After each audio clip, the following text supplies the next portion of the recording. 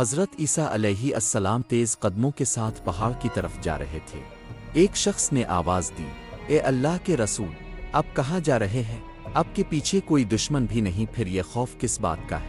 حضرت عیسیٰ علیہ السلام نے فرمایا، میں ایک احمق سے بھاگ رہا ہوں، مجھے مت روکو۔ وہ شخص حیران ہو کر بولا، کیا آپ وہی مسیح نہیں ہیں جن کے دم سے اندھے اور بہرے شفا پاتے ہیں؟ آپ نے فرمایا، ہاں۔ اس نے کہا، کیا آپ مردوں کو اللہ کے حکم سے زندہ نہیں کرتے؟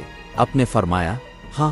اس نے کہا، کیا آپ مٹی کے پرندے بنا کر اللہ کے حکم سے انہیں اڑا نہیں دیتے؟ آپ نے فرمایا، ہاں بے شک۔ پھر وہ بولا، جب اللہ نے آپ کو اتنی طاقت عطا کی ہے تو آپ کو کس کا خوف ہے؟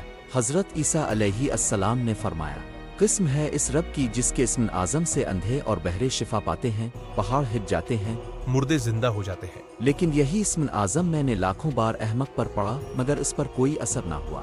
اس شخص نے پوچھا، یہ کیسے ممکن ہے؟ آپ علیہ السلام نے فرمایا، حماقت کی بیماری دراصل خدا کا قہر ہے۔ سبق: بے وقوف کی صحبت سے تنہائی بہتر ہے۔